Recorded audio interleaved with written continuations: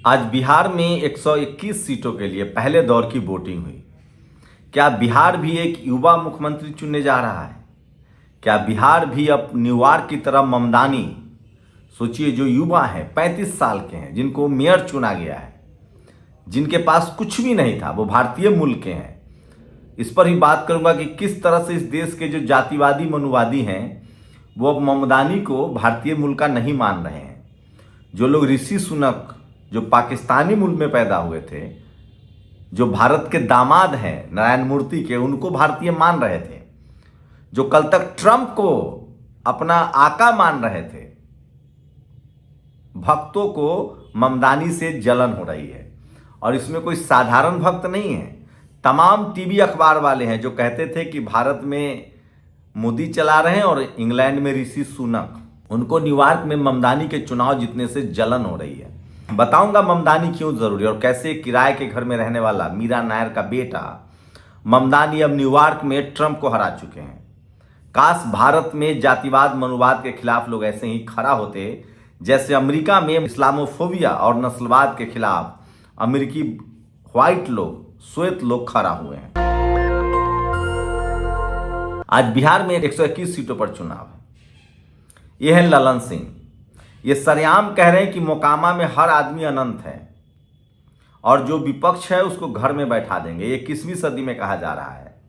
वो तो अच्छा हुआ कि तेजस्वी यादव ने करारा जवाब दिया और कहा कि क्या ये ललन सिंह के बाप का राज है। ये लाइन है तेजस्वी यादव की। शुक्रिया तेजस्वी यादव, जातिवाद और मनुवाद के खिलाफ बोलने के लिए और लोकतंत्र की रक्षा के लिए, वोट की रक्षा के लिए और बहुजनों के पक्ष में बोलने के लिए। तेजस्वी यादव ने कहा कि ये ललन सिंह के बाप का राज नहीं है, ये संविधान का राज है, वोट का राज है। तो बिहार ने इस बार पहले फेज में अगर बात करें तो ममदानी की तरह युवा मुख्यमंत्री के लिए वोट किया है। बिहार ने इस बार पढ़ाई लिखाई, दवाई, सेना की मजबूती और विज्ञान के लिए वोट किया है। बिहार ने इस बार मंदिर मस्जिद के खिलाफ बगावत कर दी है। इस बार मंदिर मस्जिद का कार्ड नहीं चल रहा है। पढ़ाई लिखाई, स्कूल, अस्पताल, दवाई, नौकरी के लिए वोट कर रहा है।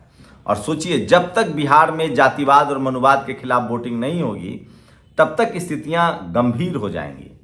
लेकिन इस बार तेजस्वी यादव ने बड़ी लकीर खींची है। 143 सीटों पर चुनाव लड़ रहे हैं, उसमें से सिर्फ 15 सवर्ण समाज को टिकट दिया है। इसका मतलब जातिवाद और मनुवाद के खिलाफ एक लंबी लड़ाई है, सामाजिक न्याय के पक्ष में लड़ाई है। सवर्ण समाज के लोग इस देश पर राज अभी भी कर रहे हैं। चपरासी से लेकर चीफ जस्टिस तक उनका रिप्रेजेंटेशन है। एक वोट का अधिकार है जिसमें सब बराबर है, इसलिए बहुजनों को ये तो कम से कम मिलना चाहिए और अपने अधिकार को समझना चाहिए। आरजेडी अगर जीतती है तो एक पिछड़ा मुख्यमंत्री होगा, एक अति पिछड़ा मुकेश सहनी डिप्टी सीएम होंगे, एक दलित डिप्टी सीएम होंगे, वो राजेश राम हो सकते हैं जो कांग्रेस के अध्यक्ष हैं, एक मुस्लिम समाज से उप मुख्यमंत्री हो सकते हैं, शकील अहमद हो सकते हैं, कोई और भी हो सकता है। ये क्यों जरूरी है? ये इसलिए जरूरी है कि जिस देश में चपरासी से लेकर चीफ जस्टिस तक जाति विशेष के लोग हों, जो 21वीं सदी में भी इंसान को इंसान मानने के लिए न तैयार हो, जिनके अंदर जातिवाद और नस्लवाद भरा हो। ललन सिंह केंद्रीय मंत्री हैं, संविधान की शपथ लेते हैं और क्या कहते हैं कि विपक्षियों को घर से निकलने न दो। ये वोट कीजिए आपके बच्चे को जब कॉलेज यूनिवर्सिटी में नंबर काटा जाता है।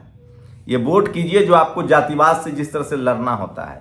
ये वोट कीजिए जब आपके नेताओं को बदनाम किया जाता है, गालियां दी जाती है, मैनिपुलेट किया जाता है। भ्रष्ट कौन है? तो मायावती हैं, अखिलेश यादव हैं, मुलायम सिंह यादव हैं, हेमंत सोरेन है, शिबू सोरेन है।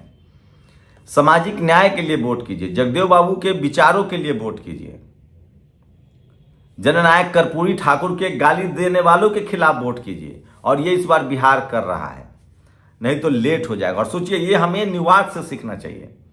अमेरिका हमसे एडवांस देश है। न्यूयॉर्क ने क्या किया? ये ममदानी है, ये भारतीय मूल के भी हैं, ये अच्छी बात है।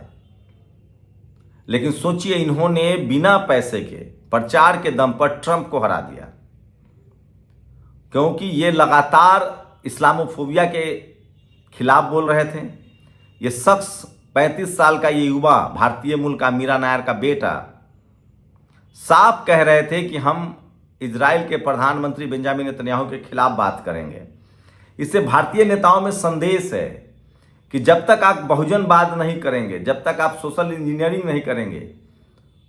ममदानी ने खुलकर न्याय के पक्ष में बोला। वो कहा कि इस्लामोफोबिया के खिलाफ हम बात करेंगे, मुसलमानों का नरसंहार हम नहीं सहेंगे। आप कहिए कि हम दलित पिछड़ों का नरसंहार नहीं सहेंगे, आप कहिए कि देश में संविधान का राज चलेगा। और वोट जीता, इन्होंने चुनाव जीता। और सोचिए, जहां ब्लैक और मुस्लिम कम संख्या में है 15%, वहां चुनाव जीता है। भारत में तो बहुजन 90% है। बस आप उसकी बात तो कीजिए ताकत से। ममदानी ने न्यूयॉर्क फतह किया है ईमानदारी के दम पर, विचारों के दम पर। आप भी भारत फतह कर सकते हैं, बिहार जीत सकते हैं।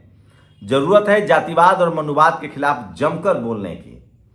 और सोचिए, अगर आप नहीं बोलिएगा तो उनका चपरासी से लेकर चीफ जस्टिस तक जिसके दिमाग में जातिवाद और मनुवाद होगा वो आपको वोट डालने देगा। सोचिए, वोट चोरी कैसे हो रही है, कौन लोग हैं। अगर सिस्टम में दलित, पिछड़े, किसान, आदिवासी, अल्पसंख्यक होते, चुनाव आयोग के बड़े बड़े पदों पर होते, तो कोई ब्राजील की लड़की का फोटो लगाकर 22 जगह वोटिंग करवा देता, कोई ईवीएम की मशीन में चोरी करवा देता। इस देश में चीफ जस्टिस, चपरासी से लेकर चीफ जस्टिस तक दलित, पिछड़े, किसान, आदिवासी, अल्पसंख्यक होते तो अब तक वोट चोरी का संज्ञान नहीं ले गया होता। सोचिए, जिस राज्य में 2 करोड़ वोट हैं उस राज्य में 25 लाख फर्जी वोटर हैं। कैसे, कौन जिम्मेदार है इसका? चुनाव आयोग नहीं जिम्मेदार है, अधिकारी कर्मचारी की कोई जिम्मेदारी नहीं है। और ये सब कुछ किसके इशारे पर हो रहा है? जो सरकार चाहे कि सब कुछ ईमानदारी से चले, तो क्यों? क्योंकि इस देश में 90% दलित पिछड़ों का वोट काटना है। और अब समझ में आया राहुल गांधी के खुलासे के बाद कि ये जो एसआईआर किया जा रहा है, ये चुनाव आयोग अपनी गर्दन बचा रहा है। दरअसल 2014 के बाद इसी तरह के फर्जीवाड़े किए गए हैं वोटर लिस्ट में। बिहार में भी जब राहुल गांधी ने जब कर्नाटक के फर्जीवाड़ा को पकड़ा था, तब बिहार में एसआईआर थोप दिया गया। और इसीलिए मैं कह रहा हूं, बिहार में इस बार रिजल्ट जातिवाद, मनुवाद के खिलाफ होगा और बहुजनों की सरकार बनेगी। नहीं भरोसा है तो आप गांठ बांध लीजिए, क्योंकि बिहार में डर से चुनाव आयोग ने एसआईआर कर दिया। 58 लाख जो नाम काटे गए उसमें फर्जी लोगों के नाम काटे गए हैं। ये शुद्धिकरण जो कर रहे हैं, अब जो ये कह रहे हैं कि 12 राज्यों में हम एसआईआर करेंगे, इसलिए कि जो फर्जी नाम इन्होंने डाल दिया है उसको हटाना है। तो इसके लिए पूरा देश राहुल गांधी का शुक्रिया अदा करना चाहिए। बहुजन समाज को राहुल गांधी का शुक्रिया अदा करना चाहिए, क्योंकि राहुल जी के पास संसाधन है, लोग हैं, तो वो ये काम कर पा रहे हैं। दलित, पिछड़े, बहुजन समाज के लोगों के पास सिर्फ वोट है, हमारे नेताओं के पास पैसा नहीं है, हमारे दलों के पास पैसा नहीं है।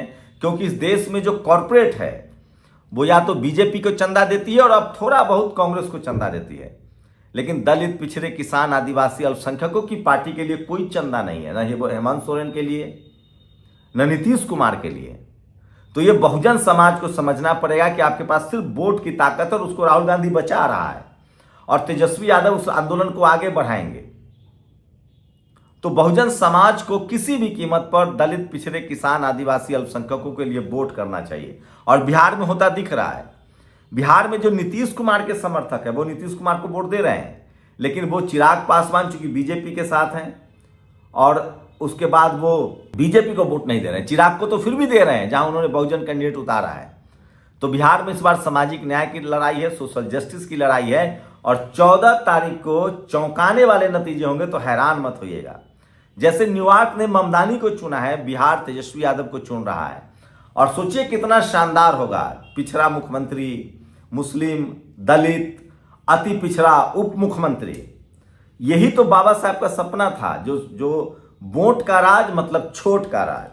और यही तो ललन सिंह और अनंत सिंह को जवाब होगा करारा कि आप अब आगे से किसी दुलारचंद यादव की हत्या नहीं कर पाएंगे, किसी जगदेव बाबू की हत्या नहीं कर पाएंगे। ये जरूरी है। तो बिहार के लोगों को जातिवाद और मनुवाद के खिलाफ वोट करना चाहिए। पढ़ाई लिखाई, स्कूल, अस्पताल, दवाई के लिए वोट करना चाहिए, विज्ञान के लिए वोट करना चाहिए, सेना की मजबूती के लिए वोट करना चाहिए। और वो बिहार ने कर दिया है। लेकिन वोट चोरी सबसे बड़ा मसला है। सोचिए, राहुल गांधी ने जो खुलासा किया उसके बाद साफ हो गया है कि वोट चोरी से सरकार बन रही है। और तब तक ये सारी आपका एफआईआर नहीं लिखा जाएगा, आपके बच्चों को नंबर काटा जाएगा, जब तक आरक्षण पूरी तरह से लागू नहीं होगा और सबको बराबर की भागीदारी नहीं मिलेगी, तब तक ये गड़बड़ियां दूर नहीं होंगी। चुनाव आयोग में कोई दलित पिछड़ा भी होता तो ये गड़बड़ी नहीं होती। मैं इसलिए बार बार कह रहा हूं कि भारत में हर बीमारी का इलाज रिप्रेजेंटेशन है। हर जाति और धर्म के लोग जब सिस्टम में होंगे, चपरासी से लेकर चीफ जस्टिस तक, तभी ये मुल्क और बेहतर बनेगा। इसलिए आरक्षण बचाने के लिए, वोट का अधिकार बचाने के लिए, संविधान बचाने के लिए बिहार ने वोट किया है और दूसरे फेज में भी करेगा।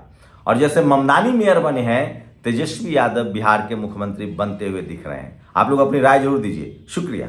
दस्तक की आपसे गुजारिश है कि अगर इसको बचाना चाहते हैं तो नेशनल दस्तक को सब्सक्राइब करने के लिए रेड कलर के सब्सक्राइब बटन को दबाएं, फिर बेल आइकन की घंटी दबाएं। नेशनल दस्तक को बचाने के लिए बहुत जरूरी है कि हर खबर को शेयर करें, लाइक करें, कमेंट जरूर करें।